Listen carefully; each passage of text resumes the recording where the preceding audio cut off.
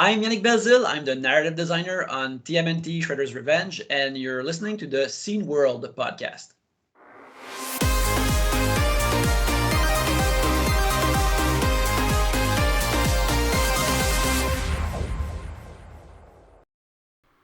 Sup, yo? It's the Scene World podcast. My name is AJ. That is Jurg over there. Amazing. Yeah. Again. It's amazing. That is Jurg. Yeah. I just got back from getting my COVID vaccine, my booster. Nice. So I'll probably be feeling miserable in several hours, but okay. Before that happens, we'll try to get this done with. Okay, well, before we go into the interview, who are we talking to today? Yes, with Giulia Valentini and Fabrizio Rizzo from Smallthing Studios. Yes. And we are talking about the yet-to-be-released Simon The Sorcerer Origins. And this is, I was told, the first time the two are doing the interview together in English rather than Italian. Yep. So, praise for that. Yep, you know? I missed that one. I had work. I had things. I had adventures. So unfortunately, I had to back out of that one at the last minute. But I really wish I was there. Yeah. Anyway, the twos are responsible for lead 2D artist and writer. Yes. So that's it. Yeah, that's in a minute. Before that, exactly. There is some news. But I got plenty. You got plenty. I do. I've got some. I've got two things. I got two bits. Well, of then news. Start you because two is more than 8 that I got. Two is more. Well, no, two is not more than 8, but no, eight is more than 2. Mathematically.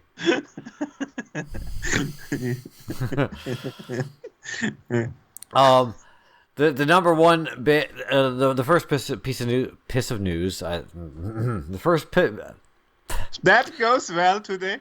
Oh my God! Yeah, see the effects. It's already getting me. Yeah, the first bit of news I've got is Geos has been ported to the Atari 8-bit. Nice. So this is 800 XL.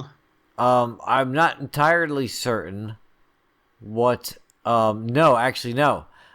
You need an Atari with at least 128K of RAM, which is a 130XE or an expanded 65XE as minimum. Oh, okay. There is no actual disk access support, so it's all RAM disk at the moment. This was done by two guys. It was done by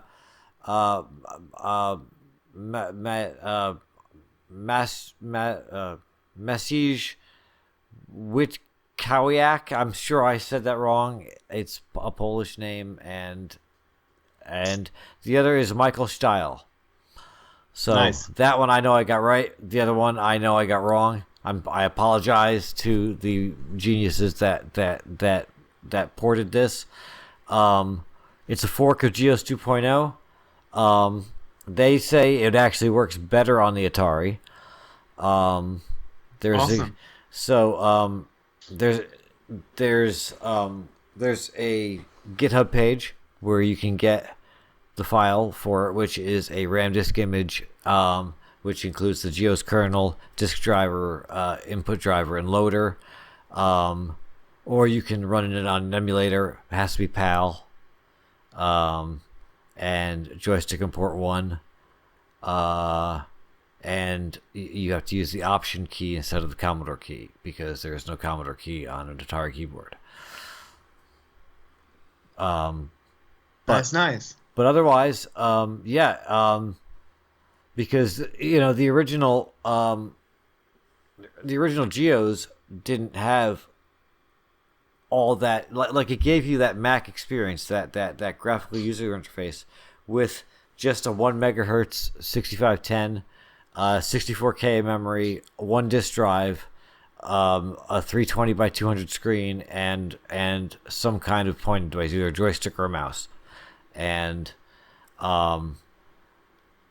so theoretically, I mean, it had been ported to the Apple. The Apple II had Geos, and I mean, even the PC had GeoWorks later on. But this is the first time that they did it for the Atari, and they've reverse engineered the desktop, and as far as I know, GeoWrite is the only application that they've got. Though they didn't reverse engineer the whole operation They're system. working on that. They're working on it. What I see, the screenshot I see is it shows the calendar, some fonts, GeoDex, GeoMaker, and GeoTicTacToe, GeoTile, some stuff like that. I don't know if this is just, I mean, obviously, I'm sure the file system is probably similar, or they have, like the way that Geo's handled the files were kind of weird. So these might just be the Commodore files that haven't been converted over yet.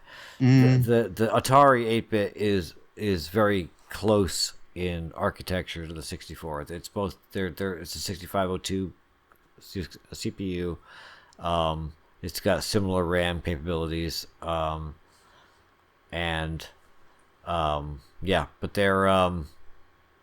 they're actually asking for help to support real actual floppy drives. Nice. Well, so good to see their starting point. So we'll put a link to the GitHub page where you can check that out. The Geos on Atari. Nice. Which is interesting because the other thing that was on the Atari was Gem on the 16-bit systems. And I always thought that Gem was kind of a step down from even Geos. I mean, Amiga OS was a beast, and the Atari, that 16-bit Atari competed with the Amiga, but the Gem operating system was nowhere near on the Atari's level. Never had an Atari, so no idea.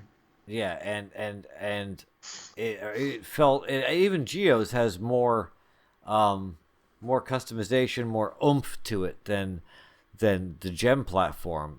In my limited experience, I didn't have it. I had an Atari 800 XL.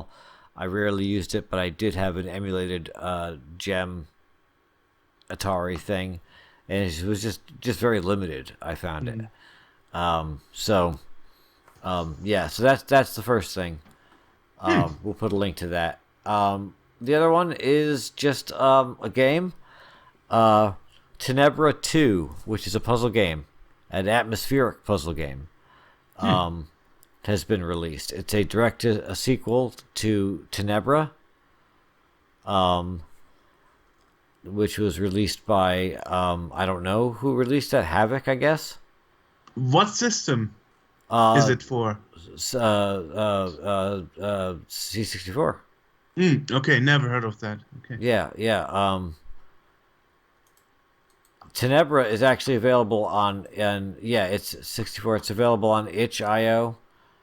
There is a +4 version. There's a ZX Spectrum version, and there's the 64 version. And Tenebra 2 contains 35 levels. Works on both PAL and NTSC machines. Of course. Now, but that doesn't necessarily mean that it's NTSC fixed. That just might mean that it's like old school games that just happen to work on both. So, Pit Stop 2 and stuff like that. So, I don't know. I don't know. I have not played the game. But the description that I have is guide the hapless protagonist to the exit. But keep in mind that he's afraid of the dark and refuses to walk in dark areas. Okay. Fair. That's fair. That's what I got. And so we'll put a link to where you can check out both Tenebra and Tenebra 2. And Tenebra is a name your own price, I believe, on itch.io. So I'm not sure about Tenebra. Let me check Tenebra 2 right now while I'm sitting here. That's also a name your own price. So, okay. Yeah, and it looks nice. It's very dark. It's mostly character graphics, mostly dark grays. So I guess it's atmospheric, and it's got a lot of good reviews. Nice. So, yeah. Yeah, well, speaking of which, my news, Eye of the Beholder unofficial version is released for the C64. Andreas Larsen, the coder, made a public Facebook post about it, and he also linked to a page where you can sign up for an email to be notified when their Kickstarter is going to start. You can get a physical cartridge release. Now, this is the 64 version, but if I recall correctly, it has 128 specific features in that you can run dual screens. I have no idea. I mean, Oliver didn't mention that in the interview we had with him. Yeah, so probably that came afterwards, if that happened. I remember that, not in the interview, but in Gamescom we talked about that, because the 80-column screen shows you the map, and then everything else is on the 40-column screen. Perhaps that was the panel added, we had with him. Yeah, that was added later on. Okay. So well, during the panel, I was more concerned about making sure our Skype call and it doesn't break. I know. Yeah, you were engineering that. Exactly. But that was but it does. I believe if this is the same Eye of the Beholder, it has some 128 specific stuff that makes it interesting for 128 owners. Nice. Yeah, well, so we will link to that. And also, Mike Clark, which we had here before for Insidious in the podcast. Yes. He found at his dad's loft an old VHS showing footage of an unreleased N64 game. And I will link to that, to his tweet on Twitter. And actually, it started a discussion with all the former people responsible for this unreleased game. That's quite interesting. I was going to say, because I'm sure that I wonder if this game exists anywhere, and if there's a possibility of release now that it's been discovered. We will see about that. But anyway, Mike Clark is a good guy. Yeah, or a retro engineer of the game, depending on how... I mean, it could be a crap game for all I know. I haven't seen the VHS. Get the source code from the VHS tape somehow. Well, no, but you can retro engineer it based on what it looks like and recode it. Be like, all right, this is the game. I mean. Yeah, that's what I mean. Yeah. So that could be interesting. Just a demo. Yeah. It never has been released further than a demo, so we'll see. We'll see about that. I love that when you go on to like YouTube and you see old VHS stuff of like there's a lot of like Q-Link videos of old VHS things of like like the chat rooms on Q-Link back in the day that people put up, and I love watching that because it's like just the nostalgia of like, oh yeah, I remember when my screen looked like that crappy. and like now it's like you used a video. I used a video capture card to show what the Absinthe BBS looked like logged in through Novaterm or Strike Term on the C64. It's a whole different experience than that old VHS, garbled nonsense and the squiggly lines and stuff. Yeah, but actually he remastered the VHS tape pretty good, so can't complain here.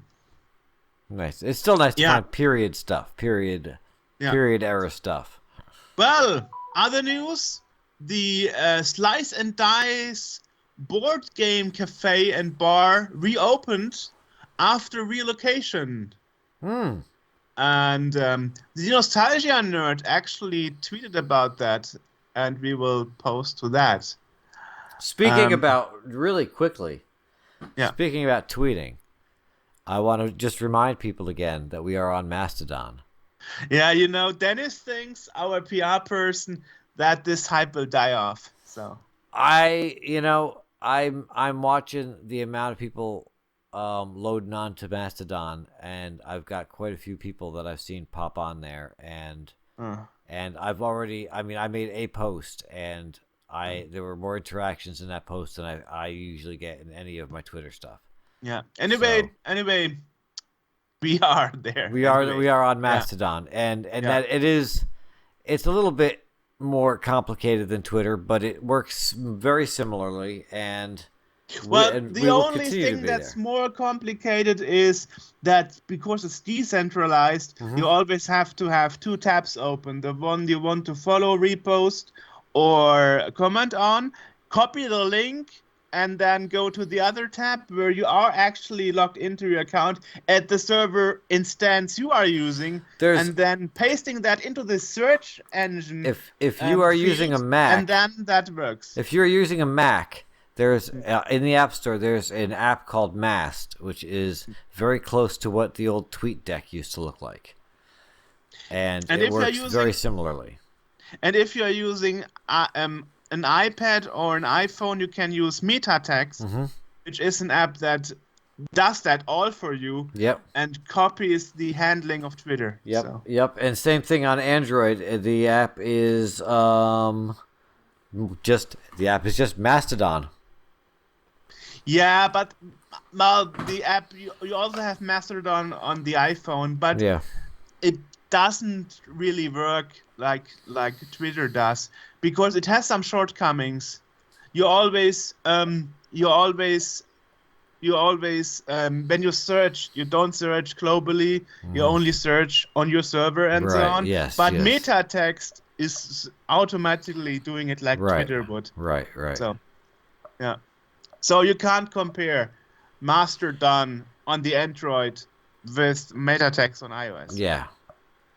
Anyway, so the other thing, there is a new German PDF magazine called Polygonian that has been released. And it is designed to be a one-off thing, because that took like 3 years to publish and create. So perhaps there will not be a second or third issue. Well, it's unfortunate. Designed as a one-off. Yeah. Well, the creator actually wrote to me. Sorry. He wrote to me in Mastodon saying, despite he's not into retro computers and Commodore 64, he checks out the Scene World magazine and he likes us. So that's nice. That's pretty cool. Yeah, and also there is an update from Quenelle God from France, from Watermelon Games. Oh yes. Yeah, and he kept his promise and recently made an update video showing all the stocks of Watermelon relocated to the new location in the US. And that video actually found its way to YouTube. Where is he in the U.S.? He didn't tell exactly, of course. Typical Gwinnell. Well, he only shares as much information as necessary. Yeah. He's gonna stay off the grid for as long as he can. Well, I wouldn't say stay off the grid. Not off the grid, but you know, because he posts updates. But, but he's not going to be like, hey, I'm in New York or something. Yeah. Where AJ can drive. AJ and Nick can take a ride to his house. Yeah. Yeah. Well, speaking of which, Jam GG, which was Piepacker before, that we interviewed, they actually canceled their Kickstarter Piepacker reader because of the problem of the chip shortage and that the parts are extremely more expensive. Yeah, they are. And instead of redesigning the Piepacker reader with less features than promised, they decided to scrap the whole project altogether, and all backers, so like me, will get a refund before Christmas to their credit cards. I've been following some discussions on the 64 Ultimate and 1541 Ultimate groups on Facebook, and Gideon Schweitzer was talking about some of the FPGAs. First, he designed a different, like a lower sort of a cost reduced 1541 Ultimate to deal with the fact that there's a chip shortage, using different hardware. And now it's like the FPGAs that used to cost $50 or $100 are now cost close to $1,000. It's ridiculous. And somebody posted that they had ordered a bunch to work on a project, and the order was canceled because a country's military bought them all out, and the company had no choice but to go with the military order. Wow.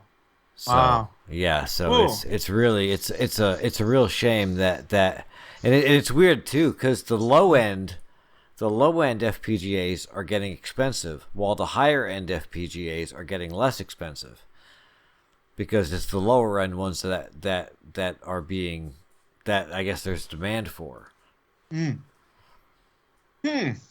Well, that means I will get $300 returned to me just before Christmas. And it also means that the 64 Ultimate and whatnot there will be nothing happening until at least next year sometime. Which doesn't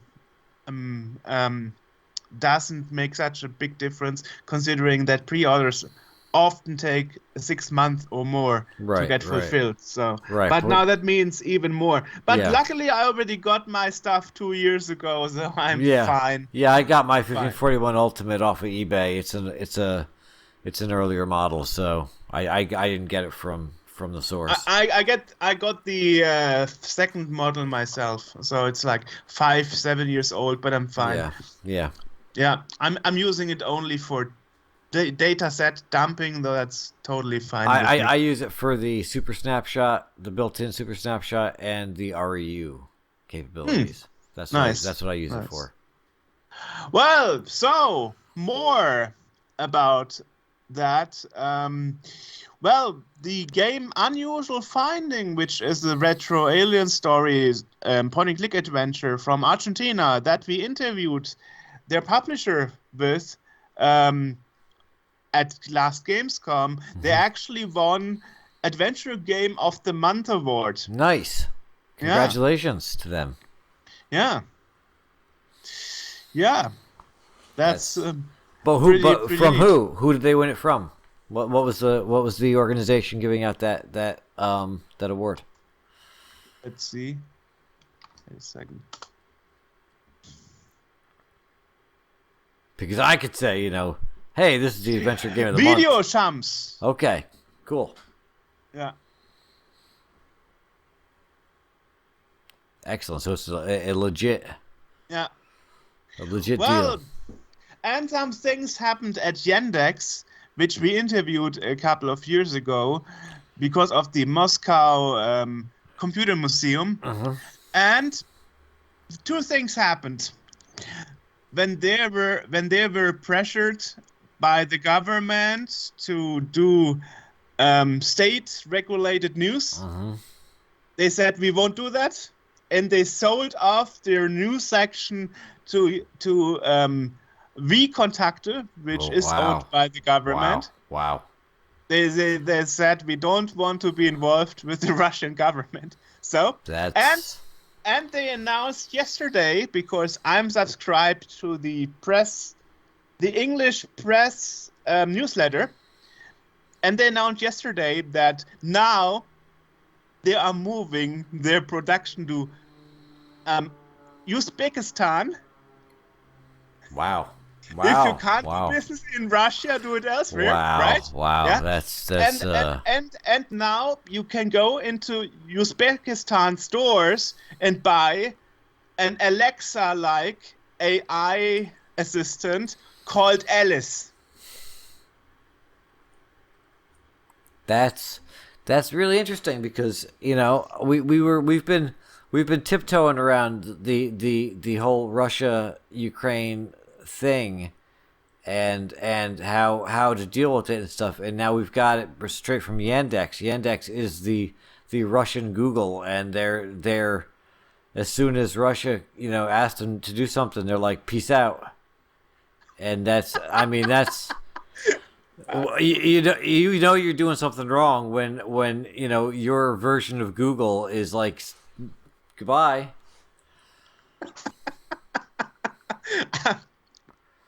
I found that super interesting. Yeah, that's very interesting, and that kind of bolsters my faith in humanity that the people in the Yandex, because we talk to them. You think of Russia as a monolith in that everything is the same, and the people are not. And we've discussed this before. The people do not represent the government. The people and do not. So doesn't Yandex. Right. Exactly. Right. Yeah. Right. And that's what we learned. We talked to them. It's like they were very they were more interested in doing the stuff that we're doing. They didn't care about the politics. They weren't there about the great Soviet history and all that stuff. They were there about following this interest that they had, and providing the service that they do. And it's interesting how they deal with that faced with what's happening right now. So that's good on you guys. I support their decision to jet. I was like, okay. Yeah. Okay. Yeah. Well, that's cool. That's nice. That's like I said, it restores some of my faith in humanity. Well, it's nobody said that all the companies that are headquartered in Russia have to agree what the government is doing. Well, Russia says that. Well, I mean, Yandex must have some power if they can openly say in a press release, "No, we won't be doing that." Yeah. Despite we are asked to do it. Yep. So, and this is the official English release press. Yeah. It's not something that is translated by a third party or whatever, or missed in translation. No, that's official press releases. Right. Yeah. I'm also subscribed to the We Kontakte press release newsletter in English, and their newsletter is more toned towards, everything is fine. Yeah. Everything is awesome. Like in the Lego movie song, everything is awesome. Yep. So totally different. It's like that cartoon of the dog sitting in a burning room saying, "Yeah, exactly. This is fine." Exactly. Yeah. Well, and last bit of news is James Rolfe, aka the Angry Video Game Nerd, released a book, A Movie Making Nerd. And it can be bought over Amazon. And the thing is, the dynamic Amazon shortcut link is actually redirecting to the company your IP address is from. That's smart. That's interesting. So compared to all the other books, I can actually get it from Amazon Germany, not from Amazon USA. So he released it globally at the same day, which most people are not thinking of. Most people are like, "Oh, is there anything else in Amazon.com?" Yeah, James Rolfe, who is still on our list, who has not responded to our James. Perhaps I should throw the bone to. Yes. Promote your come on our show and promote your book. We are the world of the scene. And I will throw the bone to Dennis. Yes, he is for our hopeless cases. Yes, Dennis. All Dennis has to do is take his shirt off, and James will be ours. I'm Remute. Come to Yes, us. yes. Yeah. Well, that would be all the news. Quite colorful news. Yeah, This time quite from a many bit. regions. Yeah. Quite a bit this week. And a lot from former guests of the podcast. Yeah. And now I don't feel so bad anymore that we worked with Yandex in the past. Right, yeah, exactly. Yeah. Like you said, that took some balls on their part to stand up to Russia and say peace out. You know, like we're not gonna comply and we're gonna leave to do it. That's yeah. I salute you, sir, and ma'ams. Yeah. Well, that would be it. So I would say let's jump to Rome, my term Italy. finally finished started rendering. Yeah, I see that. Nice. It only took the entire intro just to plop that on the screen. Nice. And then it got stuck again. Here's just one thing. Oh yes, I actually checked it out. When you go to yandex.news, you actually redirected. So they actually shut down the whole news portal they had. Woo, and put a redirect there. Like, wah, wah. Well, hey, that's integrity. Anyway, let's jump to Rome. Yes. And talk to the two people. Well, you'll jump to Rome. I'm gonna jump to a work call that's gonna take. No, I'm gonna be in a work call that'll take all day and make my head hurt. Okay. Well, yesterday, because this is when that happened. Okay. So, thank you. Bye bye. Yes. Today we have two guests here, and this time it's actually from Smallthing Studio, and that would be Giulia Valentini, the lead 2D artist, and Fabrizio Rizzo, the lead game designer and writer of the upcoming Simon The Sorcerer Origins. Welcome to the podcast, guys. Thank you. Yeah, it's quite interesting. So you are actually from Rome, of Smallthing Studios, and you got now the license or the pleasure to do the prequel to the original Simon the Sorcerer from '93. It's quite a strange circumstance. It's obviously an honor for the both of us and for the entire studios. It was a long operation for us. We had to convince Mike Woodruff, of course, who was actually pretty ecstatic with our idea. He loved the idea, he loved the story we set up. We showed him something, and he really seemed to like it. He loved the story, apparently, but of course, and most importantly, he loved our 2D art. Julia is responsible for all of this. And no, we stopped himself short. He wrote the story, he did the hard part. I just Yeah, interestingly, if we look back briefly, the game series actually has been pretty troubled after the second, after the first installment. Actually, I've done some research, and actually, the Simon Sorcerer 2 came out 5 years delayed on the Amiga because the market broke down. And Simon the Sorcerer 3D, which was the third installment, actually had a rewrite from 2D in 3D, at which point it was released. The 3D art was already outdated so much that it was, I would say, half of a commercial failure. And then it went to Germany with Simon the Sorcerer 4, Chaos Happens, and Simon the Sorcerer 5, Who Would Even Want Contact, and both games have had over 1 year until they released in English worldwide.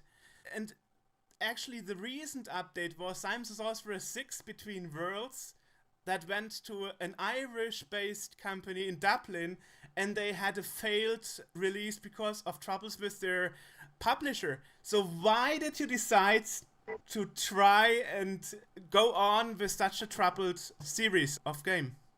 We like challenges. Yes, we like trouble. The fact is that our boss, Massimiliano Calamai, is a big fan of Simon the Sorcerer and adventures in general. He has something like a giant room full of memorabilia and other stuff. So he approached me one day and said, "Hey Fabrizio, you know what would be crazy good?" "Yeah, Massi, let's make a prequel to Simon the Sorcerer." You mean the Simon the Sorcerer from '93? Yes. Okay.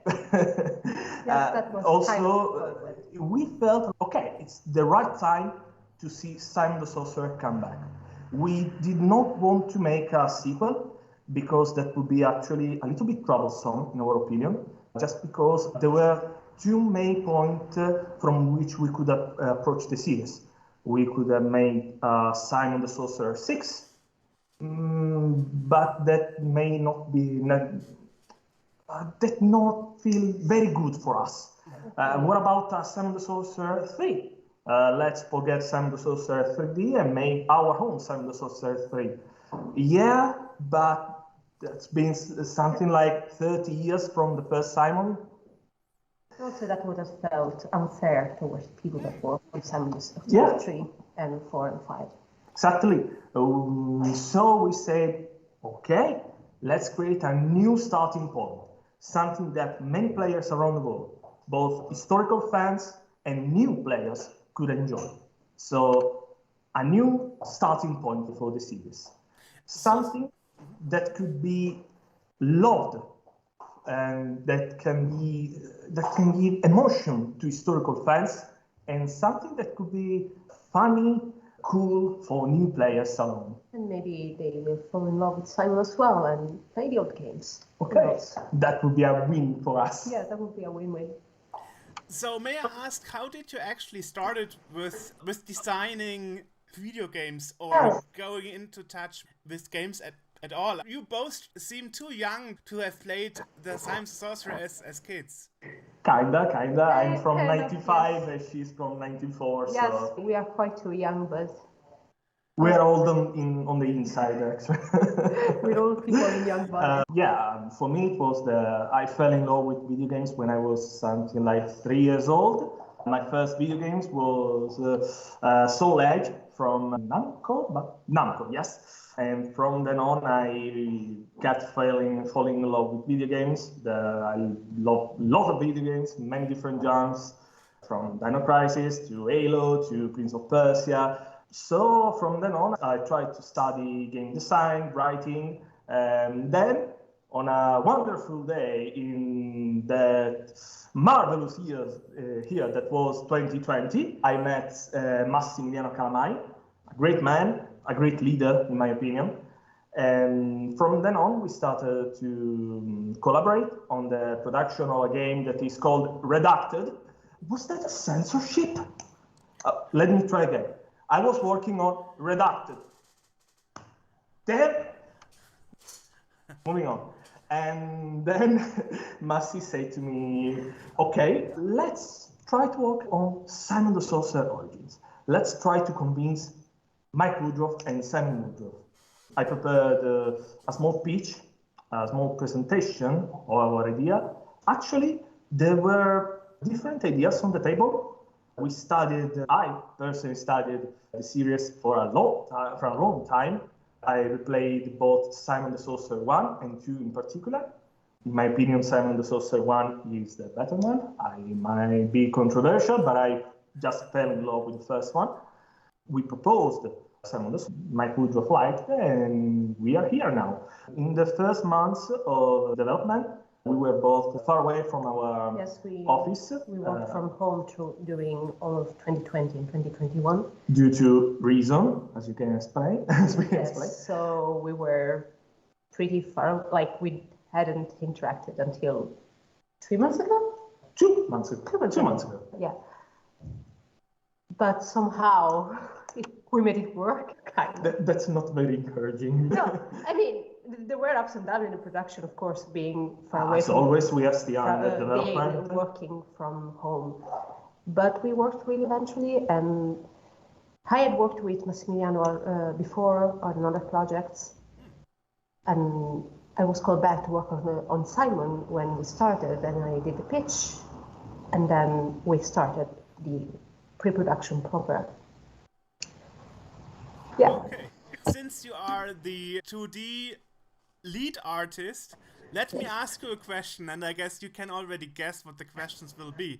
Because in your trailer, you actually had it started with a text saying, "Attention, game content shown in this video does not represent the final visual quality."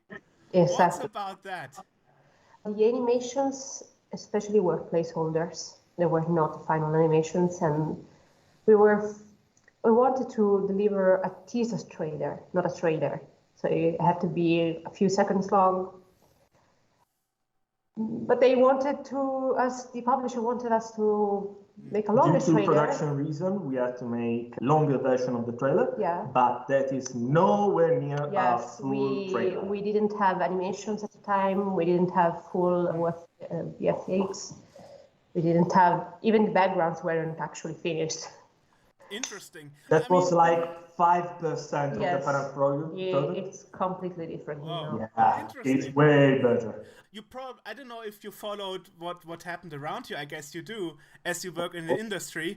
But there has been some backlash earlier this year for two games. One was Return to Monkey Island. People were devastated by the graphic style of David Gossman.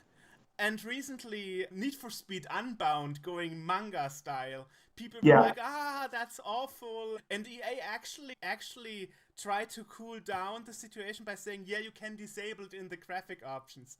And despite you wrote this attention text in your trailer at the beginning, there was still some backlash by saying, wow, this graphic style, I really hope they improve the animation. The animations are definitely improved. They've been completely redone and improved.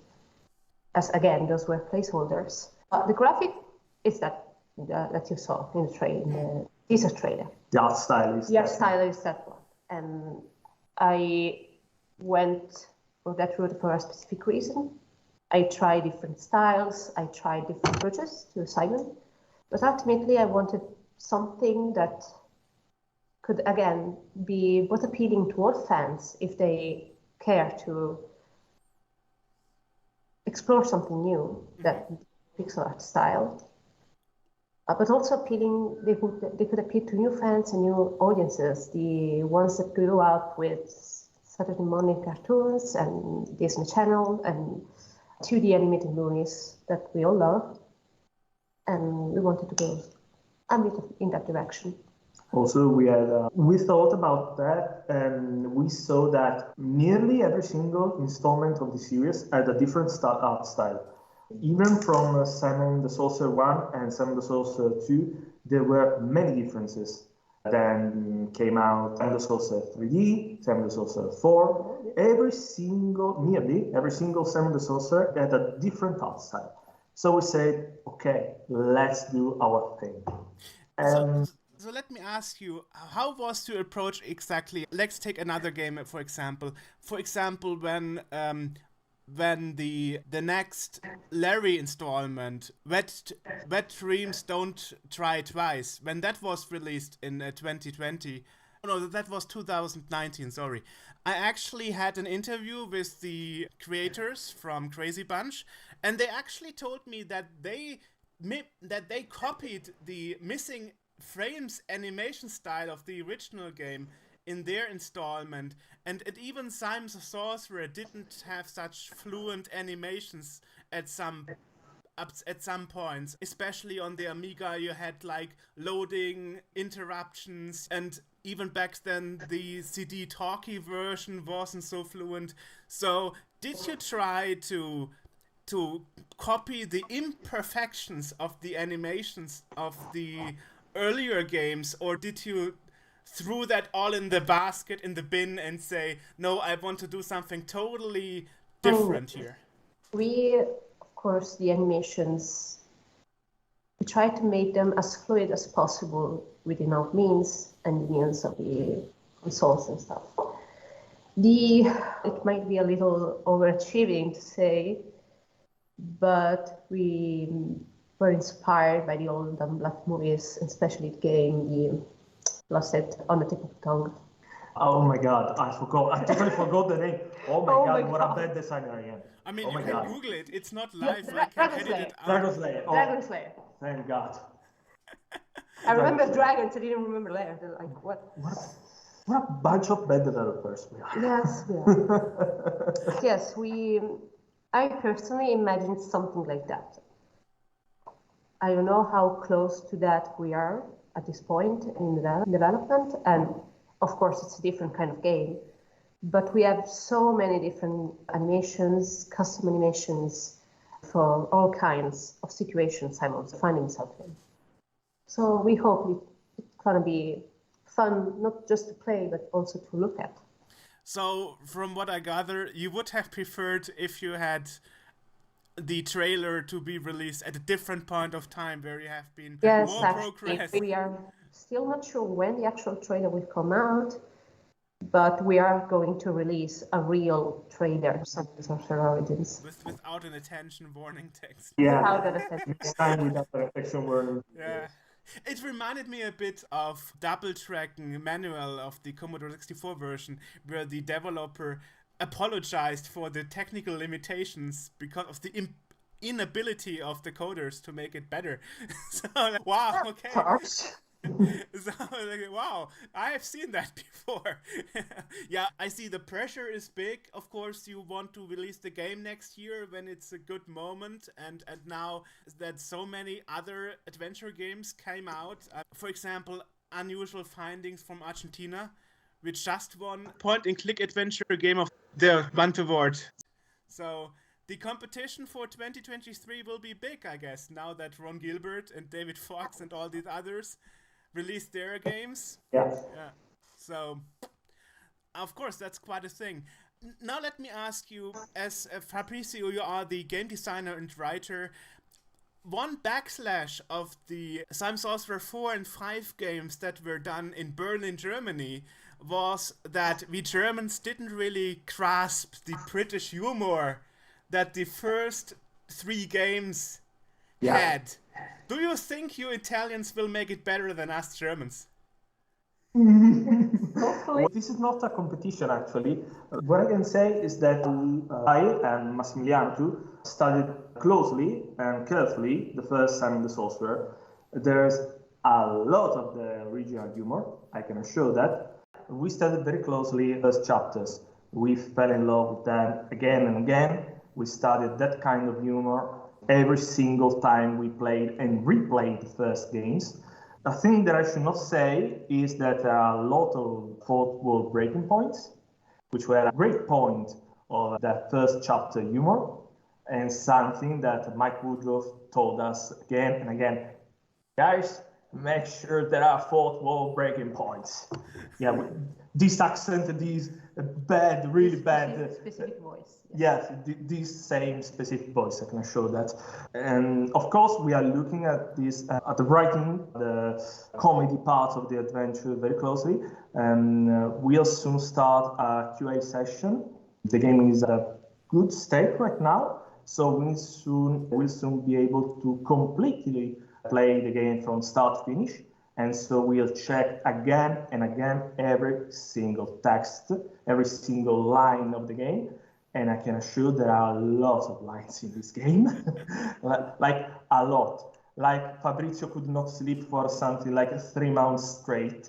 That just sounds because bad, like not overworked. No, not like that. Just because I tend to go to sleep and then I get up about 2 in the morning, write new stuff, then go back to sleep, then wake up again, then write new stuff, just because I was like that. And again, even in the comedy part, one thing that I really like a lot with our team is the fact that, yeah, I'm the writer, I'm the designer, but a lot of cool ideas, a lot of funny ideas came out from our animation department. Even our programmers up there in Gorizia, in our second studio, gave us some great idea, some great comedy moment. So yes, I'm pretty confident that we will be able to give the fans back that same feeling. And we will work very hard to give that feeling back. Also, I love British humor. One of my favorite comedians is John Oliver, who is British. Okay. That's Also, Oliver, if you are out there, hello, I'm a huge fan. That's There are interesting. also a couple of Easter eggs that people will like. Yeah, there are more than a couple of Easter eggs. More, much more than a couple. I wonder, will be the original voice actor Chris Berry be part of it again? What can I say if not redacted? I should say that this particular topic is redacted. Ah, okay. I see. Yeah, it's still very, very redacted. Okay, I see. To see how it happens. I guess none of the jokes, however, that you have put in the new games would involve a hamster and a microwave, right?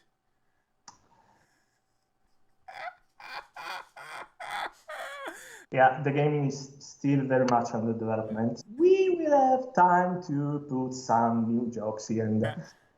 Yeah, David Fox really made a name out of himself by this joke. I maybe just put a rubber chicken in there. Interesting.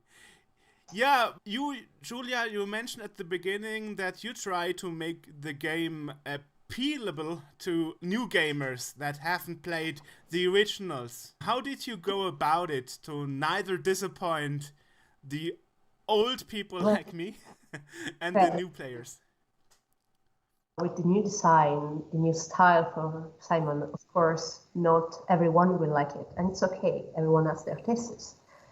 I wanted to do something more modern, more similar to what you could see in TV today or on any streaming channel. Something fresh and with a Disney-ish appeal to it, and give Simon some more character. We wanted to really bring his inside world out with this kid that doesn't really know what to do with his life and with whatever is being put in. But he has his ways. And we wanted to depict that, a child that's clever, witty, but also still a child. Not just a spoiled brat. Yes. Yeah, that's actually interesting that you mention it, because in the originals, if I remember correctly, he was 13. So yes. Now that you are a prequel, he was 12. 12, okay. Even the writing, no offense to anyone, of course, was a little bit junky because in many documents, manuals, it stated that Simon is 12 years old. We, of course, took that in consideration. Our Simon is nearly 12 years old. He is a little bit younger. But in one specific part of Simon the Sorcerer 1, himself states that he is 15 years old. So it's a bit contradictory, but taking into consideration that we are talking about Simon, he's probably lying because he's Simon and he lies a lot. Yeah, I started to know very well Simon. He's like a little cousin who tends to be policy and that kid that you just want to kill in many horrible ways, but you also love him. Yeah, Simon is a little bit younger. He's 11 years old in our game, and we took that in consideration as a starting point. Simon the Sorcerer in the first game is 12 years old. Many different versions of the story, but every single manual that I read stated that he was 12 years old, and he received Chippy as a strange gift for his birthday. So I guess the first task for both of you was, before you started working on the game, playing all the 5 predecessors before you started yours. From the Simon Sorcerer 1 to Simon Sorcerer 5? You played. I played Simon the Sorcerer 1, and I'm not joking, about 10 times. Wow. Okay. In the past year or so, I replayed 3 times Simon the Sorcerer 2, and it was a little bit harder to replay the last installments in the series because of reasons. The first one was to actually be able to play them. Speaking about time, we do not have much time to play as developers, Something that is very true and many people forget is the fact that when you create games, you do not have time to play games, actually. So yeah, we replay and rewatch, especially me and Massimiliano, and especially we replayed and rewatched a lot of times Simon the Sorcerer 1, which was our biggest reference for this prequel. We wanted to create the best connection possible. We want to create a key that fits perfectly in the whole that is the entire Simon saga, and especially Simon the Sorcerer 1. Because many people do not realize that there are a lot of questions in Simon the Sorcerer 1. Why Simon? How did Calypso know Simon? Why Chippy? Where did that book came out? Who was actually Simon? Was he predestined? Was he just a lucky kid? Who was Sordid? Who was Calypso? How does the magic world actually work? And these kind of questions are something that we took in consideration while writing and developing Simon the Sorcerer Origins. Interesting that you don't mention Simon Sorcerer 3D. Is it because of the art style or? No, not that. The fact is that you can clearly see separation from, at least in my opinion, from Simon the Sorcerer 3D and Simon the Sorcerer 2. So yeah, we took that in consideration. We, of course, as every single chapter of this series, but our main inspiration was Simon the Sorcerer 2. And especially a lot Simon the Sorcerer 1. That's just that. We, of course, took in consideration, we are trying to create something that fits very well with the entire saga. We, of course, are respecting the work of every single developer who worked on this series, be it German, be it English, Austrian, from every single part of the world. We love this series. We love every single game, even the ones that many people did not really, because we like Simon. We love Simon. We love every single memory that he gave us, that this saga gave us. And this opportunity is fantastic for us. So yeah, we are taking every single aspect of this series into consideration, but we are giving, how can I say, a special place for the first game in the series. I have to admit, I never finished Simon Sorcerer 3D because there was a part where you had to catch butterflies, and that was so exhausting and repetitive that I gave up and I said, forget about it, I will not finish this game. I actually downloaded it last week on Good Old Games, GOG, to prepare for this interview, and I decided to buy a save game where the game was saved at this point, so I will continue it afterwards. So I hope that your installment of Simon Sorcerer Origins will not have such riddles that make you want to hit the monitor or throw the mouse against the wall or something, or the controller. Oh, come on, George. We are not making Dark Souls here. It's not that kind of game. Super exhausting at some point. Yeah, it can feel that way with some adventure, especially with some older adventures. We are really looking for every single part of the game, of our puzzles, that can be frustrating or not at the same level, or many great puzzles in this series. As I said before, we are starting a QA session, a complete QA session. We have had many different smaller QA sections during development up until this point, but in the near future, we'll be able to play a kind of a full version of the game, or beta, I might say. We are nearly there. The QA section will start soon, and we will take months to work again and again on our puzzles. As you may know, QA stands for Quality Assurance. Sure. So yeah, we do not want to make something frustrating. We want to make something challenging, but not frustrating. Something that does not need a solution to be completed, but something that can be rightfully challenging, I might say. challenging in the right way. Something in which the solution is both logical and fun, of course. The fun part is the most important fun in this series. The comedic part, the strange, gimmicky solution of Simon. And here and there are a couple of news about the gameplay side of Simon. But I will stop there. I will not spoil a single thing about this game. That's good. Not a single puzzle mechanic will come out of this Italian mouth. But you could do something which a lot of recent action and adventure games did, and that was a casual mode and an adventure nerd mode or something. We do not have that separation. Okay. We went for a more classical way, I might say. We wanted to create an experience that can be fully enjoyed by every player. In the puzzle part, in the text part, in the lines part, and the plot part, and so on, the art part.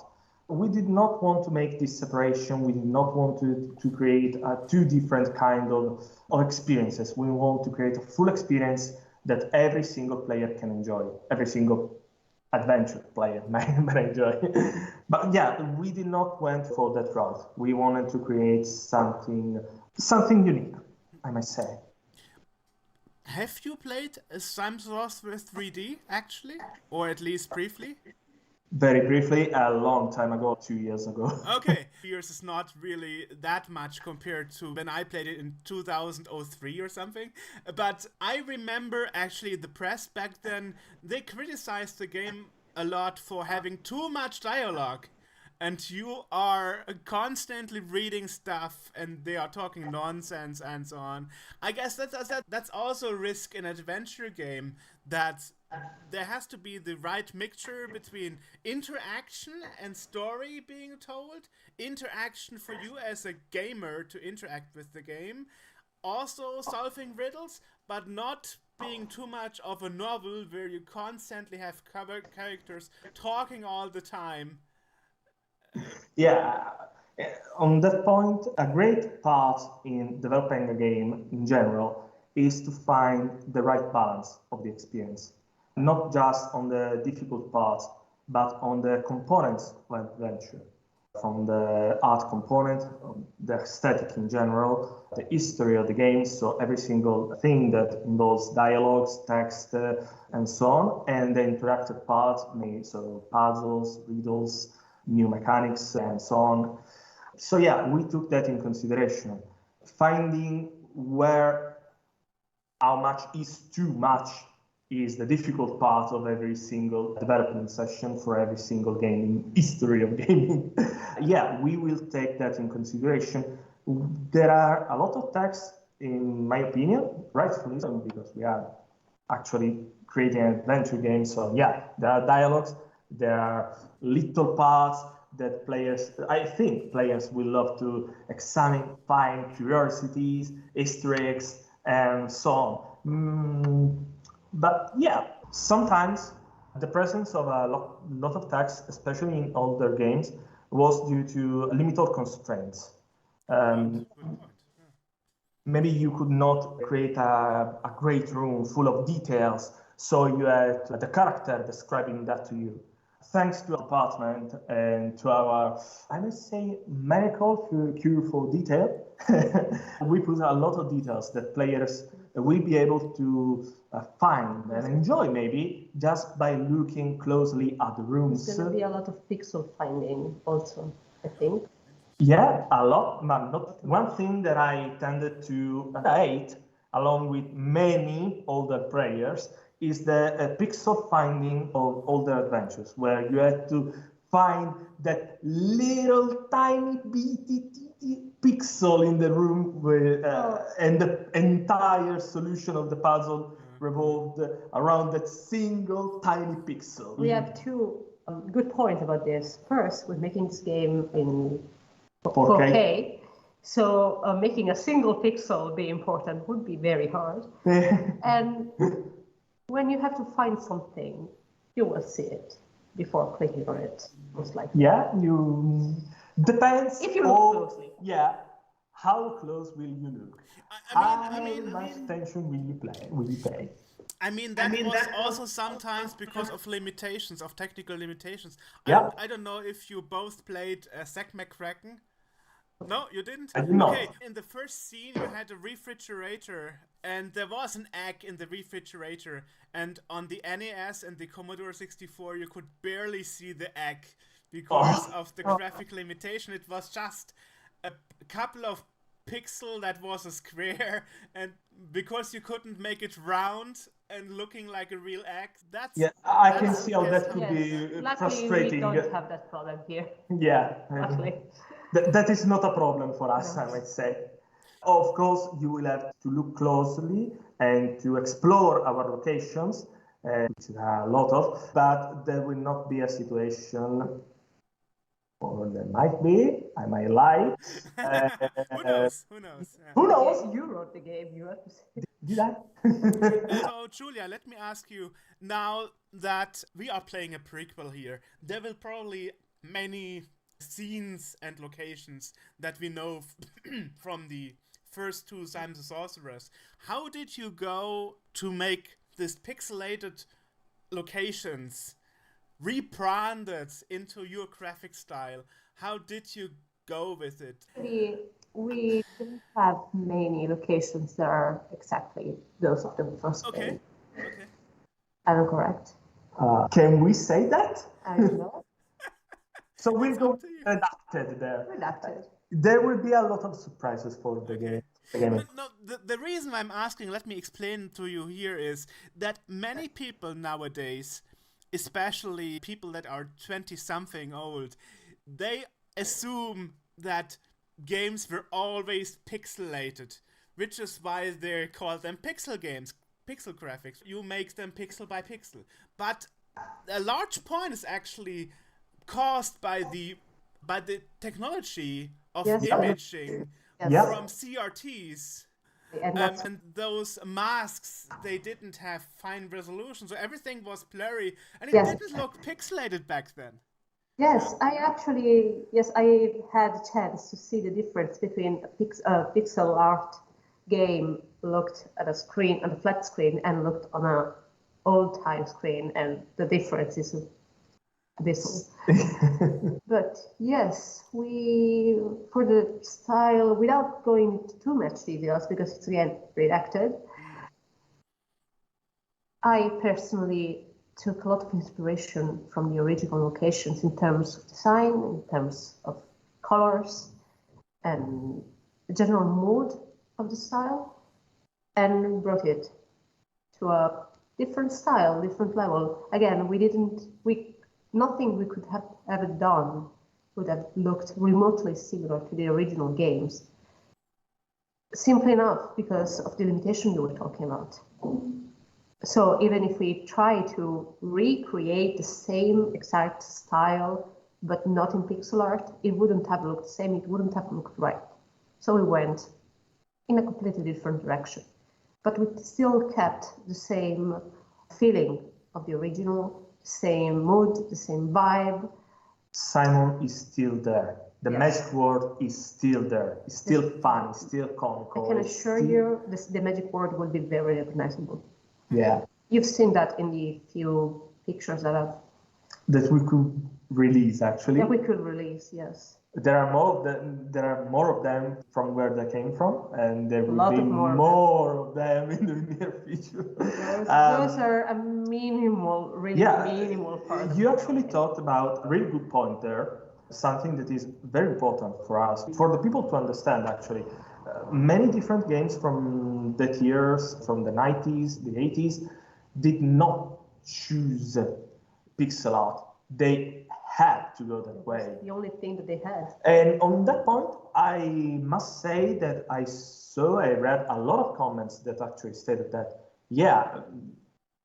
many of them said, the guys from Smallthing went in this direction, but that is not bad, and they did not choose pixel art because they wanted to be different, just because we want to make something that could be on par for ages. Where in 2022 the game will be out in 2023. We want to make something that can look pretty, cool, comical, and that can actually work here now.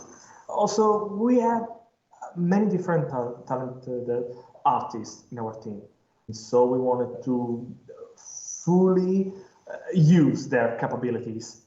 Also, we had an advantage. As I said before, the saga did not have a choose art style. We have Simon the Sorcerer 3D. We have that kind of cartoonish 3D style. We have Simon the Sorcerer 4 and 5 that shows a more 3D standard type with a little bit of cartoon style. We have Simon the Sorcerer 1 who went full pixel, and Simon the Sorcerer 2 who went full pixel, but had a different art style in the character design. So we said, okay, since every single one shows its own art style, we are going to do the same, and we will make sure that historical fans will love it because they will find Simon, they will find the original Simon, maybe even more than the original Simon. They will be able to explore a little bit more about this character, about this kid, about his behavior, and about his story. And the new fans will find an art style that is on par with what we can see on the market. That is not to say that we just chose to, just go with the cool art style that can sell. No. This is a passion project first and foremost. When Massimiliano approached me to make Simon the Sorcerer Origins, he had that kind of whimsical, childish look in his eyes that he had most of the time when we talk about Simon and about our passion project. Also, how passionate can Italians be? Actually? We have no chill. We basically have no chill. The thing is, and again, if I can say so myself, Mike Woodruff did really like the new Simon. I'm just saying. Simon Woodruff just said a couple of months ago that he wanted to get a tattoo of our Simon. Oh, nice. If he ever does, let me know. I hope so. I hope he does. Yeah, here's the thing. There were always different kind of approaching adventure games. There was this Sierra kind of approaching where you could constantly die if you make something wrong. Then you had the Ron Gilbert approach with Monkey Island, Simon Sorcerer, Monkey Island, Maniac Mansion, Zack McCracken, where you would be warned that something could kill you, and if you really try over and over again, you would die eventually. And in Simon Sorcerer games, if I remember, there was never a situation where you would run into a dead end or where you would die. There was in the first Simon the Sorcerer, during the final battle against Odid, a little bit of a Gilbert approach. You will incur into a game over, and Simon will come back in a comical way, in a fourth wall breaking way, kinda. And that was pretty funny, in my opinion. I will not sell anything about this to you. Okay. You will have to wait 2023, my friend. Play the game. Play the game, of course. Interesting. Or just watch the walkthrough on YouTube. No. We don't have time to play games, so we won't. Do we have an actual life beyond this studio, Giulia?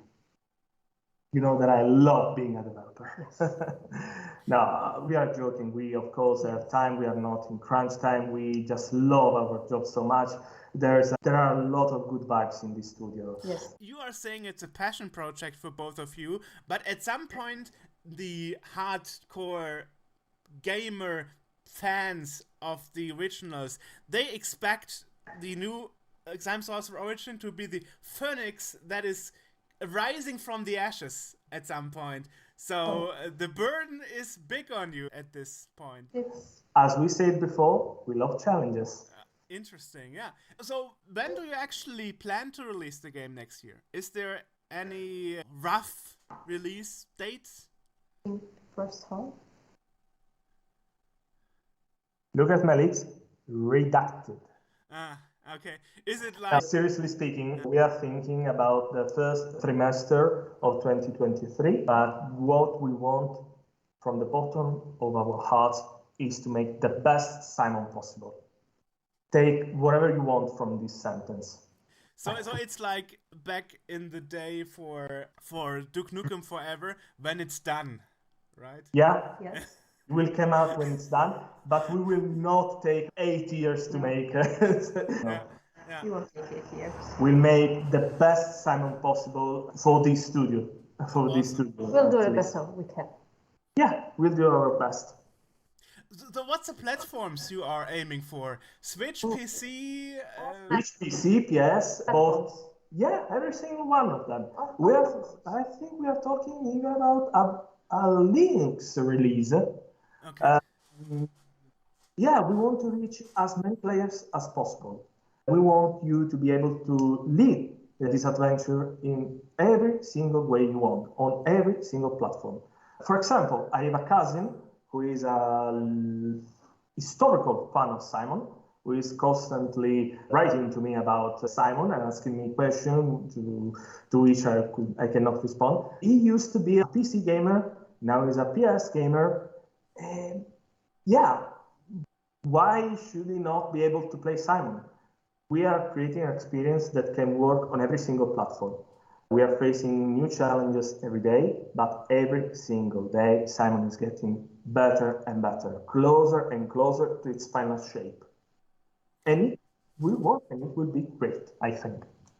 Your advantage is you're not developing for retro systems where you would have limitations in memory or... Yes, yeah, exactly. and we are talking about a game that has something like 20 gigs of graphics. We're about 20 gigs, I think. Graphics. For adventure game. Yeah, for a 2D adventure game. I remember too. Yeah, it's a big game. It's a large game. It's on the quality part of the aesthetic and the graphics and content. We are talking about a big adventure game. Still an adventure game. We are not talking about the next God of War Ragnarok, of course. We are talking about an adventure game. But it will be a big game on the most modern console. We are talking about PS5 and Xbox Series X, of course. Switch? We are Switch too. Yes, Switch too. And I was just about talking about that. We are optimizing the experience to be fully enjoyable on a Nintendo Switch. Fun story: every single member of the staff received a Nintendo Switch as a welcoming gift. Yeah, as a welcoming gift. And so we'll probably play for the first time after the release Simon the Sorcerer on a Switch, actually. I think I will buy Simon the Sorcerer like 4 to 5 times, just to have it on every single system I own. Yeah, we are creating an experience that can run as good as possible on every single platform, both new platform and most powerful platform, and smaller, not that capable platform, such as Switch, for example. The Switch can handle well your graphic style and so on. I guess that shouldn't be an issue. What was the issue when the Switch originally was released was that the game card didn't hold so much gigabytes, so you actually would have to download half of the game from the internet. But now that after a few years they released bigger game cards, you can actually play the whole game from the game card. There is a classical example that would be Telltale games. When the original Telltale games went defunct, games like Minecraft, the story, that only had half of the game, of the later chapters, episodes on the CD or DVD or game card, you can't complete the game anymore. And it would be bad to have, after the servers are shut down for whatever reason, you can only finish half of the Simon The Sorcerer Origin on the Switch. No, that will not happen. No, of course not. Also, there are different problems on the Switch. Not problems, situation, I might say. We are not just talking about the fact a memory parts of the game. We are talking about the process capabilities and so on. Simon The Sorcerer Origins is a demanding game for the Nintendo systems, but it will run smoothly. And we are constantly working on that version, constantly working on fixing every single technical issue that may appear. And when we'll take a look at the game during our full QA session, which will start very soon. The game is can actually be played. We are just waiting for a more polished version to start our QA session. Our guys up in Gorizia are working every single day to fix every single issue that appears, to implement every single aspect of the game, every single art component, every single animation, every single day. And we will make sure that the game will run smoothly and that the game will be fully polished and complete for its release, actually. Let me ask you a perhaps far-fetched question, but would there be perhaps a boxed version, a physical version of the game?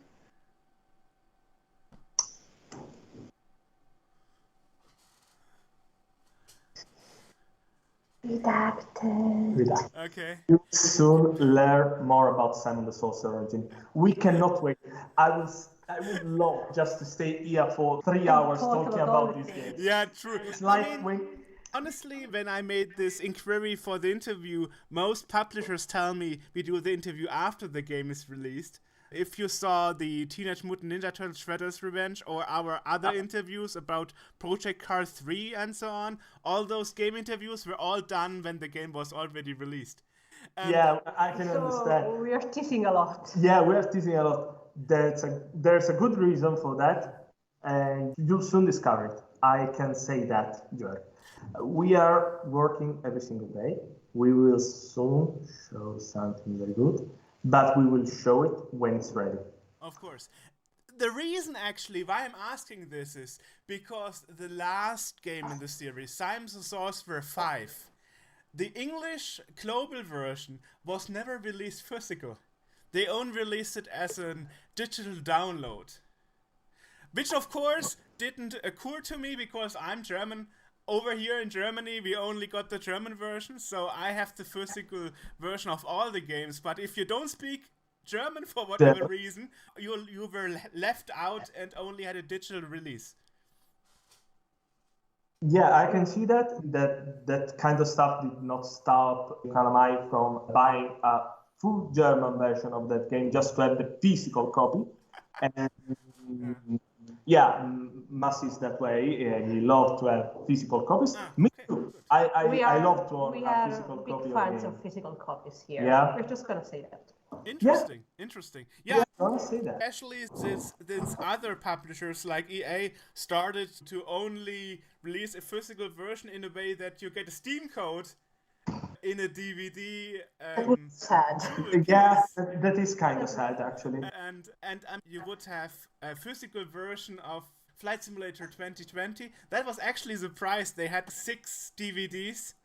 They are both extremes in a way. Yeah, there are extremes in both ways. Yes. As Giulia said before, we can say this. We Of course, our games. I just wanted to explain why I asked about it because, Yeah. as I said, the non-German speaking players were a bit left out. The last Simon The Sorcerer installment, Simon The Sorcerer 5, who would even want contact, was like cheap-ass translation release or whatever. At least it felt like that. Oh, okay, we have to do it, but we don't really care about the just result. because you have to do that. Yeah, exactly, yeah. I wonder nowadays, in 2022, if you even still have to release a game in half a dozen languages. Do have adventure games nowadays to be released in Spanish, German, Italian, English, Russian, whatever. Is that even necessary? Even we are doing this interview now in English. To release a game in many different languages is a cost for a publisher, for a studio. That cost must be sustainable. So you have to find that thing actually need to be there. In the case of Simon The Sorcerer Origins, for example, there's that reason, but most importantly, there's a reason behind the identity of Simon.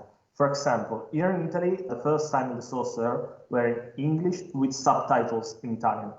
And I always loved that because I could feel, since I was like 15 years old when I first played Simon The Sorcerer, the first one, I could feel that the Englishness, okay. the Britishness behind the game. Exactly. we have to take into consideration as developers also the historical nature behind the game. Of course, games such as Mass Effect, who were big games that were released in many different languages. The first installment in the series chose a different approach. The game was in English with subtitles in many different languages. Many players did not love it, but on the contrary, they were not afflicted when the last Dragon Age Inquisition was released and it was a fully English game with subtitles. We have to take that in consideration. So there's the German translation in that. Oh yeah, we have to take into consideration and the economic part, of course, as many industries, as many studios, but also the emotional part for our players. As developers in general, we have to take that into consideration. We have to take the fact that a saga is well loved and is known for being in a multi-language game. We have to take into consideration the fact that maybe the saga is known to be a subtitled saga. There's not a definitely correct or wrong answer in that point. What can I give is a fully entire personal opinion. I think that when possible, a game should always be released in as many languages as possible, just because even subtitles can be a barrier for a couple of players. We could just see as bigger examples, such as Mass Effect Andromeda. That game received a big backlash due to translation and dubbing issues. But that is not to say that every single game really needs a fully multi-language approach. For example, even if Simon would be released with an Italian dubbing, I would still choose an English dub. But that's just me, and that's just a personal approach to the saga. Just because, for me, Simon is that really little English guy who talks funny and makes bad puns and jokes. And also that they wouldn't translate well into Italian. Also, many different jokes do not translate very well to Italian, I guess. Maybe it's the same for the German version, but I cannot say that. The thing is, now that I'm fluent in English as an adult, I rediscover the game that I played as a child in English, and I find the English original so much better in many cases. If it may be Simon the Sorcerer or The Simpsons or whatever, and you don't even have to go so much back for good examples. Just in October, for example, the game Unusual Findings was released by an Argentinian game development team. And the game was only released with subtitles in many languages and with voice acting in Russian and in English. And in English, they didn't make the difference between closed doors and locked doors.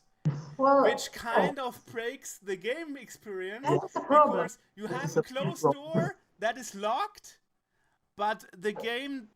As the game says the door is closed, you wonder why you can't open it. Yeah, it should say the door is locked, so you need a key and to unlock it. But somehow in the translation between Spanish and English, this got lost in a way. And the typical lost in translation situation. Exactly. And this can be poison for an adventure game where you simply can't really, with common sense, solve a puzzle because they translated it wrong.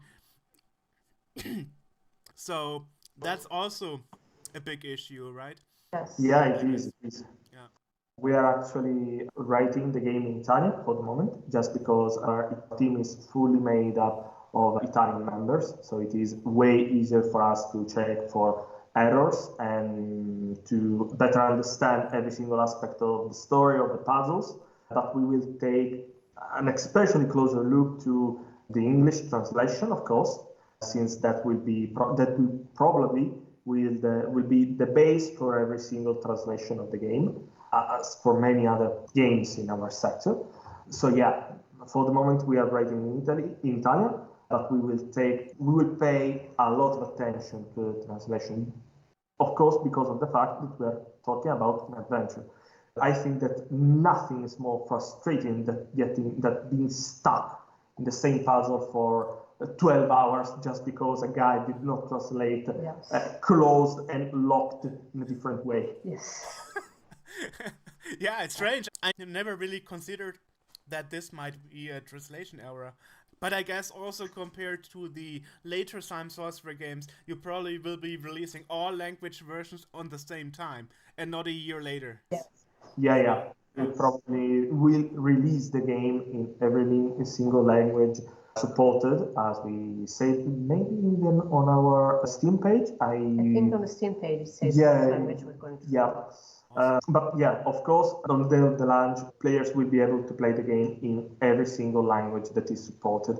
We will not have a separate release for a different language, to my knowledge, and up until this point, I can say that. So where can people find out about the game? We have a Steam page dedicated to Simon the Sorcerer. You can follow our Twitter account, Smallthing Studios. You can follow Interactive, which is our publisher. They have a website and also a Twitter account. We have a Facebook page. Also Smallthing Studios. We have a website, of course, smallthingstudios.com. We have a full page dedicated to Simon the Sorcerer. Awesome. And soon you will be able to learn more and more about Simon the Sorcerer. I simply cannot wait to share more details to our players without sharing too much. We are still talking about an adventure full of surprises, full of secrets, full of stories. But I don't know if you've checked out our pages already, but there are quite a lot of little things already up. For viewers' pleasures. Yeah, for viewer players. Also, our Steam description might have been written by Simon himself. I really tried to keep him away from the keyboard, but that guy keep on slipping from my hands. I know how the writers are with their characters. No, you know how kids are. Simon is that kind of kid. He just chose to write the description himself and to add a little bit of his spirit to the description of the page and to his story in the description. That kid is a marvelous yet a difficult kid, I may say. He's a menace. He's a menace. He's like Danny the Menace. I'm very thankful that you gave me the opportunity to ask questions before the game has been even released. And that's really an honored possibility to ask you to. And so thanks again for taking the time. Thank you. We weren't there for the original release of the first game. We made it ours in some way. So we are very passionate about it now. When you come back in 2023, when the game is released, Messi actually wanted to join. I hope that's working out, so we can talk to all three of you. That would be great. I'll make sure of that, I promise. Rightfully, we are new developers. We are Italian developers that are talking about British game. British IP, British humor, British IP, historical British IP. We can clearly understand if some people are a little bit iffy on this subject. Personally, I don't mind at all. I've never been raised in a way that my parents said, be careful about the Italians, they are this or that, or the Polish people steal cars or whatever. I was never raised with stereotypes or prejudgment towards any group of people or any society. But I'm aware that the original Simon the Sorcerer 4 and 5 releases, they were, backlashed because we Germans are told to have no sense of humor. Come on. And then it's like, that's not true at all. No. So, this game is made in Berlin, so it must be. Silly stereotypes. I mean, Ron Gilbert himself, the big man himself, he calls himself the grumpy gamer. He's a little bit of a grumpy gamer, according to his Twitter account. He's also a great developer, a great director. We actually enjoyed quite a lot to Monkey Island. We have a little bit of a contrast point in terms of judgment, I might say, not judgment, opinion on the game here in the studio. Giulia has a different opinion from mine. I have a different opinion from Massimiliano, and so on. Every single one of us have a different opinion on Return to Monkey Island, but in general, every single member of the staff loved the game and was really happy with the return of both Ron Gilbert and, of course, Monkey Island and Guybrush Threepwood. You actually should play the C64 version of Maniac Mansion and Zack McCracken. Especially because Maniac Mansion is such a wild meteor alien tentacle story, and the successor Zack McCracken is just as wild. Yeah, I know, it's in my backlog. I have to play the game. I had the opportunity to play actually The Secret of Monkey Island, the entire Monkey Island series, of course. Recently, I played Return to Monkey Island as every single member of the staff. Also, we played on the Switch. We played the Switch version to the gift that the studio gave to us. Yeah, I have many different adventure games, such as Maniac Mansion, to play. I hope I will have the time to play them in the near future. Unfortunately, we do not have the time. Not because we are in crunch time, of course, nothing like that. It's just that we spend every single day developing the game. We have to, but we also have a life to carry on. We have to cook, we have to clean our houses. Just a regular life to. Dreaded adult life. Yeah. Awesome. Also, we have to carry on with our singular interests. So, for example, Giulia is an avid D&D player. I'm a Warhammer player. Also, we are gamers. We, of course, like video games. So we have to find the right spot for the right game at the right moment. One thing I might say is that in the recent time, I've been playing a lot of beat-em-ups games. For example, I played Shredder's Revenge. Quite a funny game, actually. Quite a funny game. I saw that you have one episode about Shredder's Revenge. Yes, that was actually the one I suggested to you, because Leonardo Interactive asked me, like, how much hours do you need, and do you have a question catalog? And I was like, none of either. I was like, we are just making conversations. Yeah, one of the reasons because I love podcasts is that this kind of approach. Nothing is set up from the start. You just have to have a good chat with a friend. Be a friend. Exactly. Yeah, we are already connected on LinkedIn. Actually, Giulia, you have been first. You were the first who contacted me, who sent me a connection request, and on LinkedIn. I was like, oh wow, she's quick. Like 10 minutes after you emailed to me, I was like, wow, they are really going fast here. In this studio, we are very quick. Yes. We're on the spot. Yeah, we're on the spot. Yeah, but the problem is sometimes that young designers or graphic artists or so on, like yourself, they often have no idea about the history of the game, and then of course it's a bit hard to take the retro approach and ask them about the new game compared to the old game if they don't know the old game. So that was a bit difficult.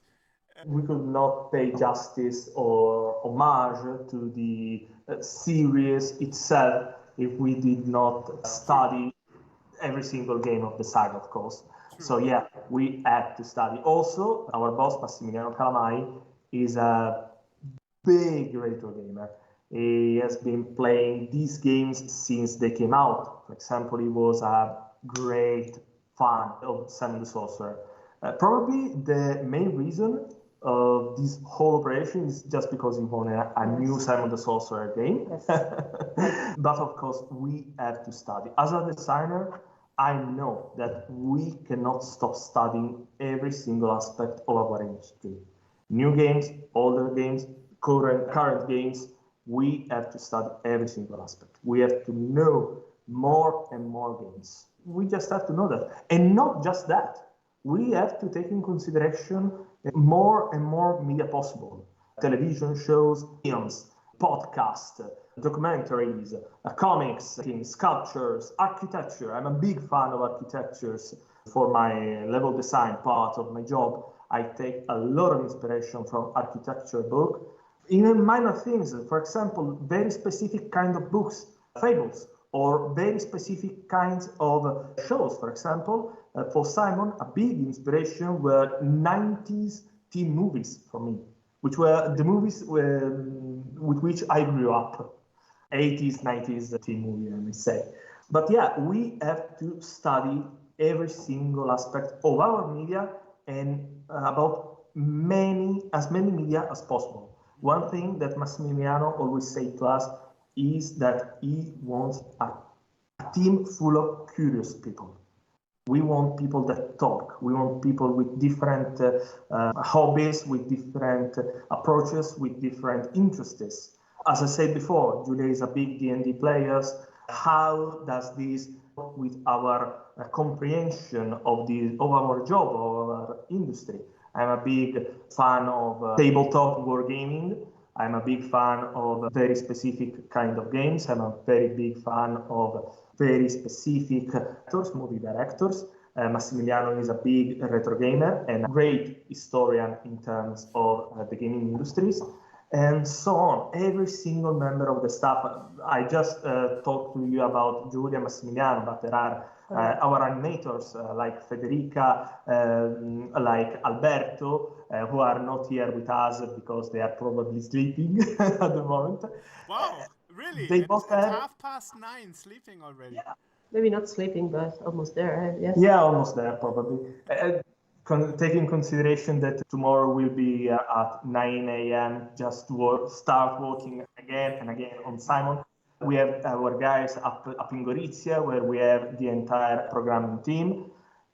People like Stefano Campodall'Orto, a great person, a great leader himself, like Thomas, one of our programmers, our new members, and so on. Every single member of the team brings something to every single one of our projects. And that's the great part of our industry. Every single voice can be important. Every idea counts, every input. Yeah. Even the ones taking into consideration an idea is not just, okay, I hear you, I will put simply just one-on-one your idea. Okay, your idea is this. No. Of course, we have a role separation. I'm a designer, she's the 2D lead artist. If I have an idea that does not translate well on the art point, she will give my opinion. I will trust competence in this sphere. And of course, we are talking about writing, directing, new mechanics, puzzles, and so on, about Simon, and as Simon, many other games. My opinion will be very specific. My role will be that one. Every single member has its role. This is true, but every single opinion is important for us. Every single point of view is very important for us. We are kind of in a constant state of brainstorming here. Yeah. We have an open room in the studio, and we're constantly our studio is basically a big open space with just a single wall. Just a single wall for the entire. Okay, a big office, I see. Yeah, it's a big office in which we can share opinions, talk about. A lot of times has happened that we have the same exact idea at the same time. Three people will turn around, hey, what about we put this in the game? Every single one at the same time. We have a meme, inside joke. We have a hamster in our heads that jumps around. Yeah, Ignazio. We call him Ignazio. Yeah, his name is Ignazio. I would be interested, Giulia, in a personal opinion. What's your opinion about the big backslash that David Gossman got on the Return of Monkey Island graphic style? People were rude to Ron Gilbert on his personal blog, so he had to disable his comment section, saying he would never talk to the press again because he's so pissed about the actions by the fans. We, of course, cannot endorse any kind of activity that involves being rude to other people. Especially the kind of comments that were sent towards Ron Gilbert that we've seen and we were not happy about them. Quite troubling. The only thing I can say as a small developer is the fact that even we received a little bit of a backlash when we released our first trailer, our first teaser trailer. I would have not disabled the comment section. I would have not left my players.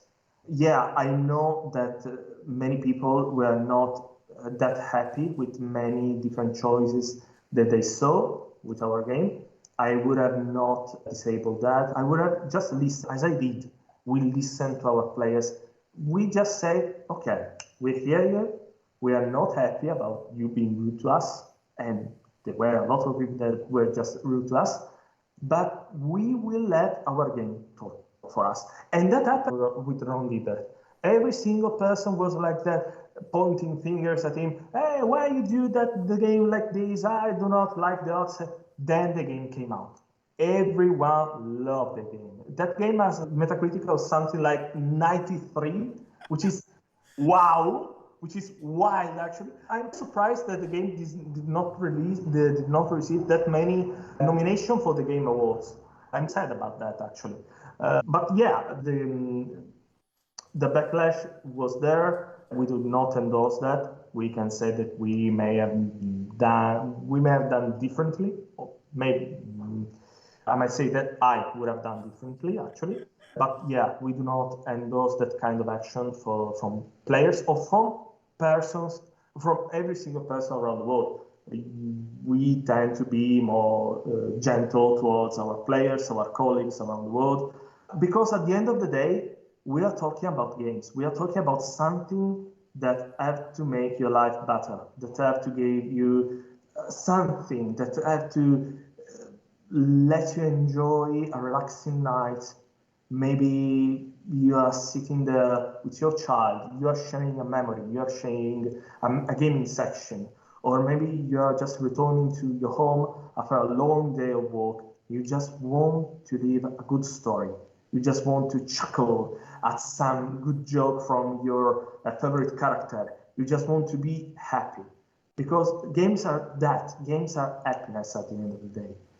We do not want to create problems. We do not want to make people sad. We want to make people happy. And I'm not talking about me and Giulia or about small things. I'm talking about, I think, in my small opinion, about every single developer out there. We love games, not just because we love making games, but because we want to make people happy. We want to make our player happy. Making a game is like creating a communication. We are the one who send the message. The channel is the game, and the receiver is our player. Our player respond to our first trance of communication. They play the game. They give us their opinion. That might be a good opinion or a bad opinion, but as developers, we all want the best for our players. We want them to have fun, to be happy. Being happy is not just to chuckle at joke, it's just to live a story, interact with the world, have fun at the end of the day. To be able to capture that sensation, that feeling of wellness we all have when we play a game. Since we are a child, up until we are old and we play with our grandchildren maybe, or we have a card game with our old friend. Gaming is that. Gaming is being happy, gaming is fun, gaming is not being rude, gaming is not being sad. At least this is my opinion. This is just a small opinion from a big game. Game wants to make you sad. That's a different kind of happiness. That's a different kind of happiness. I feel like games are supposed to be a respite, like any form of art. It's a communication, and it's something that makes the person that's viewing it, for a moment, for a few hours, step outside of their own everyday life and live something different. And maybe just by doing so, by playing, become something different, learn something different.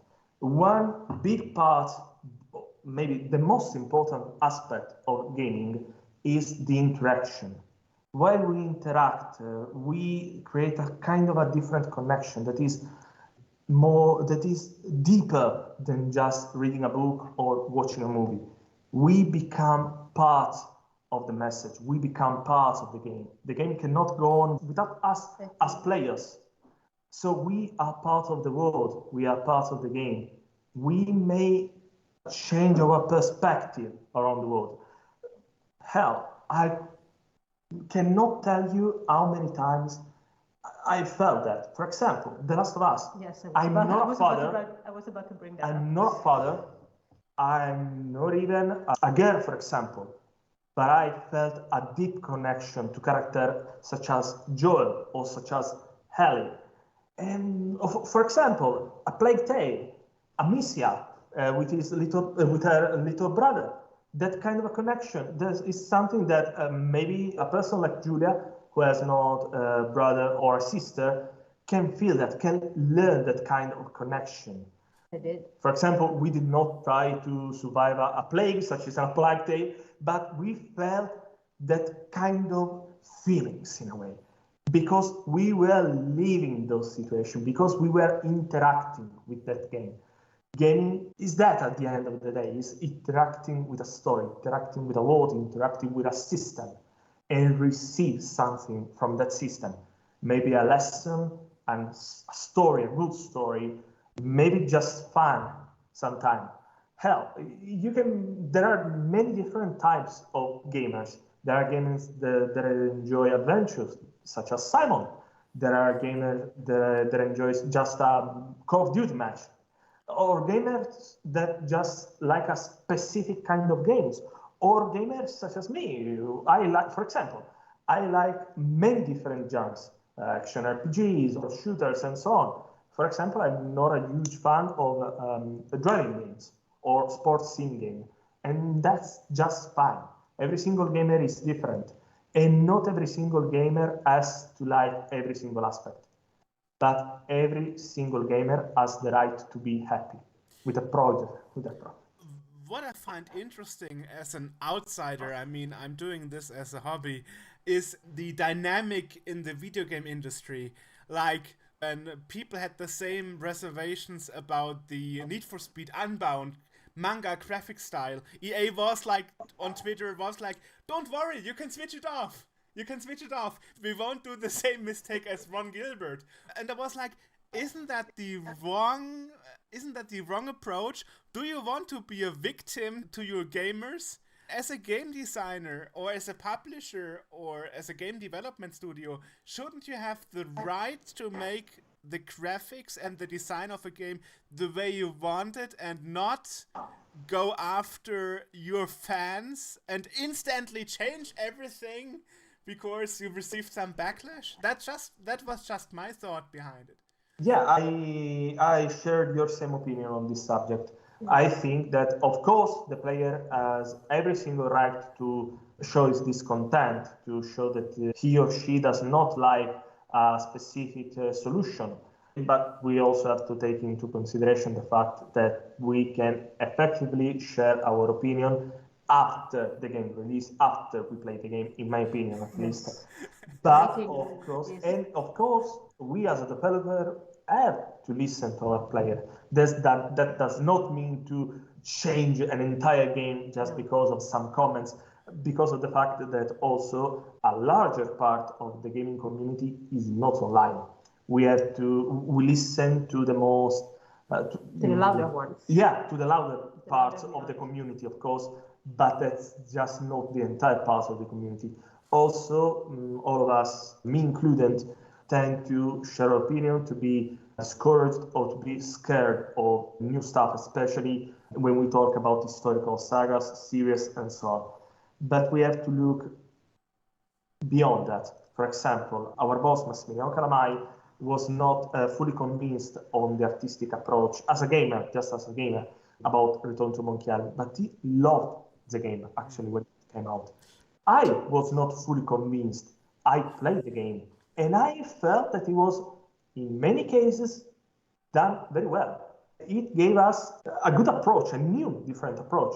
Maybe not fully convincing, but in complete package that did not ruin my experience with the game. I think that for Giulia was the same. Exactly. Also, a small part that I do not expect every single player to understand, of course, is the fact that we have, as developers, have to work with what we have, with what we can do and what we can achieve. We have to make choices about art style, technical parts of the game, design part of the game, writing part of the game. These choices are very well studied, very looked at. We have to take into consideration every single one of these aspects when we make a choice. In my opinion, Ron Gilbert did not choose that art style just because. He had a specific reason, maybe some kind of constraints, maybe a specific artistic solution, because he simply felt that kind of solution fit very well the story. You mean David Gossman, because he was the graphic artist, actually. Sorry. I guess the problem here is the game was too much advanced once the revealer trailer was released. They would have to scrap the whole thing, and redo the whole graphics. That's not possible. That is of course not even remotely possible again. Also, you have to take into consideration that maybe the art staff that worked on the game chose that art style because that was their art style. That was what they could achieve to do with their budget and the people that were working on the game, which is completely fine. We chose this art style because we felt that it was the right art style for Simon the Sorcerer, but because also we knew that this was what we could do. This was our art style, what we could do with Simon the Sorcerer. As artists and designers, programmers, we have to make specific choices. We have to pay attention to every single detail. Every single choice must be taken into consideration. And we have to think about every single aspect of the game. We do not make choices just because we want to make something different for the sake of it. We have to think about what we can do, because if we do not think, the experience is not well done. If the experience is not well done, our player cannot enjoy the experience. And if our player cannot enjoy the experience, our player cannot be happy. And if our players are not happy, we are not happy at all. It's a cycle. Yeah, it's a circle. It's a big circle. The circle of life of developers. Yes, exactly. That was a long answer for a short question. Awesome. I say this was a great start. Okay. Yes. Oh, thanks. Glad to hear. I'm glad to hear you enjoyed it. Thanks a lot. Okay. So have a good night and keep in touch. Okay. Talk to you then. Have a good night. Bye-bye. See ya. Bye. Bye.